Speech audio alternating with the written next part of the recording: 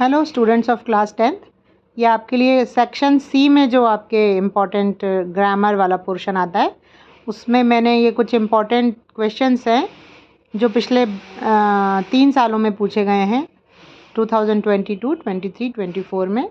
तो वो सारे मैं आज यहाँ पर आपके साथ डिस्कस कर रही हूँ। तो इसको आप ध्यान से पढ़िए, अपनी नोटबुक में नोट करिए और इनको याद कर लीजिए। They will be helpful for you in your exams. So the first number of the sentence is we dash to serve our nation. ये इसमें हमको ऑप्शंस अगर यदि मिलते हैं तो मिलेंगे कि मे, माइट या ऑट। तो देखिए, नेशन को सर्व करने की बात हो रही है तो इसमें हमेशा ये जो हमारी ये सर्वोपरि जो कर्तव्य होता है तो इसमें कोई विकल्प नहीं होता, आपको सर्व करना ही है अपने कंट्री को, अपने नेशन को। और टू लगा हुआ है, फिल इन द ब्लैंक्स के बाद आप देखें तो टू लगा है। दिस मीन्स कि यहाँ पर ऑट आएगा। अगर ये टू नहीं लगा होता तो आप यहाँ मस्ट लगा सकते थे, लेकिन ये टू इस बात का इशारा करता है कि आपको यहाँ पर ऑट ही लगाना है, OUGHT ought. So the sentence will become like this, we ought to serve our nation. Now the second one, again model, fill in the blank है पहले, I come in the classroom. So यहाँ permission मांगी जा रही है और जब भी परमिशन की बात होती है तो हम may का यूज़ करते हैं। So may I come in the classroom. Third one, they dash football in the evening. अब यहाँ पर आपको देखेंगे इस सेंटेंस को हम कि ये जो सेंटेंस है ये क्या बता रहा है कि वो अभी फुटबॉल खेल रहे हैं इवनिंग में। तो यहाँ पर हम प्रेजेंट कंटिन्यूस टेंस वाली वर्ब यूज़ करेंगे जो कि होती है प्लेइंग। सो दे और दे के साथ हमेशा हेल्पिंग वर्ब आर आती है। तो आपको ऑप्शन में दिया रहेगा are playing, is play, are play. तो आपको क्या लगाना है, इसमें क्या भरना है, they are playing football in the garden. Next one, I have been here dash Monday. जब भी सेंटेंस में आप ये बीन लगा देखते हो तो यहाँ पर फिल इन द ब्लैंक्स में वो आपसे या तो सिंस के बारे में पूछ रहे होंगे या फिर फॉर के बारे में। तो जब निश्चित समय दिया है, मंडे जो है एक निश्चित समय में आता है, इसीलिए यहाँ पर हम सिंस का प्रयोग करेंगे। अदरवाइज़ अगर ये आता कि मैं यहाँ 2 दिनों से हूँ, मैं 2 सालों से हूँ, 2 महीनों से हूँ, 2 हफ्तों से हूँ, तो मैं यहाँ पर हम फॉर का यूज़ करते। लेकिन यहाँ पर बीन है और क्योंकि एक निश्चित समय दिया है तो हम यहाँ पर सिंस का प्रयोग करेंगे। Fifth question, I am not afraid of death. Afraid के बाद हमेशा फिल इन द ब्लैंक्स में प्रीपोजिशन ऑफ आता है। I am not afraid of death. और किसी की कोई भयंकर बीमारी से मृत्यु होती है उसमें भी डाइड के साथ ऑफ आता है और अफ्रेड के साथ भी प्रीपोजिशन ऑफ आता है। सेंटेंस नंबर 6 देखिए, लुक डैश यू लीप। ये एक प्रोवर्ब है, लुक बिफोर यू लीप। इसको आपको ऐसे ही याद करना है, लुक बिफोर यू लीप, मतलब कि चलने से पहले आपको देखना चाहिए। तो पहले के सेंस में हम यहाँ पर बिफोर का यूज़ करेंगे। 7th number, he has dash 1 rupee note. अब यहाँ पर आर्टिकल भरना है आपको, तो यहाँ पर 1 ओ आ रहा है, फिल इन द ब्लैंक के जस्ट बाद आप देखिए वॉवेल ओ आ रहा है, लेकिन हम यहाँ पर एन नहीं भरेंगे क्योंकि साउंड वॉवेल का नहीं आ रहा है। यहाँ पर साउंड जो आ रहा है वो कॉन्सोनेंट का आ रहा है। तो he has a 1 rupee note. An भर देंगे अगर आप तो गलत हो जाएगा, ये आर्टिकल का क्वेश्चन है। Okay, so the next one is 8th one, July comes dash August. जुलाई जो है अगस्त से पहले आता है कि बाद में आता है, पहले आता है। तो पहले के लिए हम क्या भरते हैं, बिफोर। तो जुलाई कम्स बिफोर अगस्त। यहाँ पर आपको ऑप्शन में बिफोर, आफ्टर, फॉर इस तरह से दिया रहेगा। तो जुलाई पहले आती है, जुलाई के बाद अगस्त आता है, तो जुलाई कम्स बिफोर अगस्त। अगर ऐसा होता है कि अगस्त कम्स तो आफ्टर जुलाई आ जाता। 9th वन देखिए, Ashoka was one of the greatest Kings of India. आप देखिए, द आर्टिकल है, इसका प्रयोग हम कहाँ यूज़ करते हैं, आप सब जानते हैं कि द का प्रयोग हम किसी यूनिक चीज़ को बताने के लिए या जो दुनिया में एक है, अनोखी है, उसको बताने के लिए उपयोग किया जाता है। लेकिन द का प्रयोग एक और है कि वो हमेशा सुपरलेटिव डिग्री के पहले आता है। यहाँ पर जो ग्रेटेस्ट आ रहा है ये सुपरलेटिव डिग्री है, तो यहाँ पर हम the fill in the blanks में भरेंगे। तो जब भी सुपरलेटिव डिग्री आए, सुपरलेटिव डिग्री की क्या पहचान है कि वो एडजेक्टिव के साथ EST लगा होता है, राइट। तो यहाँ पर ग्रेटेस्ट हो जाएगा। Okay, so the 10th one is we must follow the traffic rules.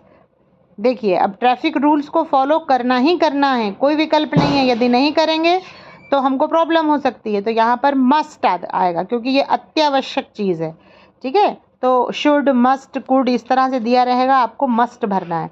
देखिए वो सेंटेंस आ गया 11th वाला, जो उसकी मैं बात कर रही थी कि ही डाइड ऑफ कैंसर, उसकी मृत्यु कैंसर से हुई। तो से के लिए फ्रॉम नहीं लगाएंगे, हम ऑफ लगाएंगे। अफ्रेड के बाद भी ऑफ लगता है, डाइड के बाद भी ऑफ लगता है।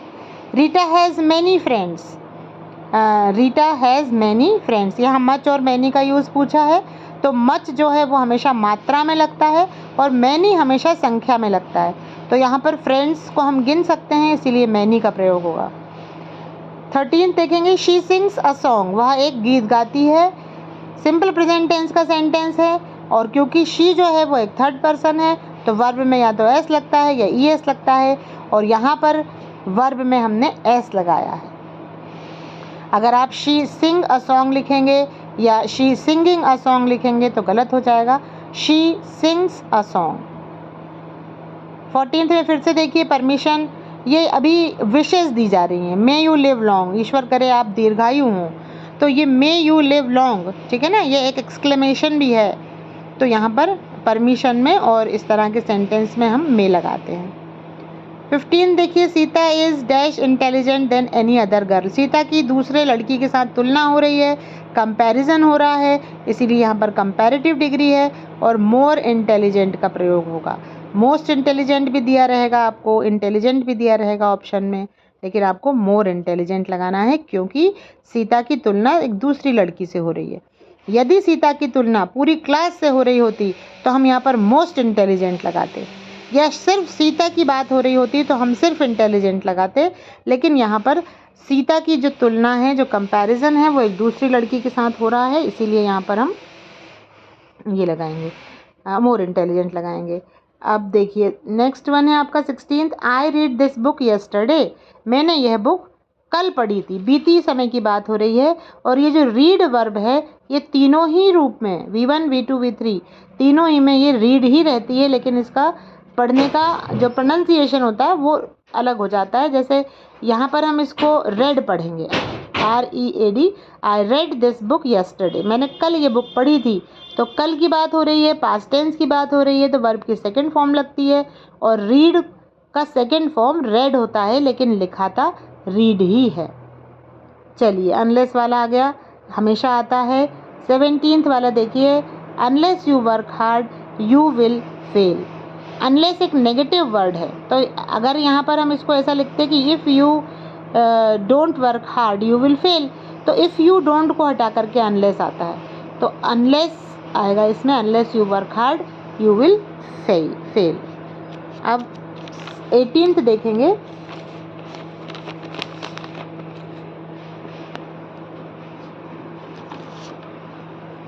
वाला sentence, your father is seriously ill, आपके पिताजी गंभीर रूप से बीमार हैं, तो यू मस्ट गो होम, तुम्हें घर जाना ही चाहिए, इसीलिए यहाँ पर मस्ट आएगा, शुड नहीं आएगा।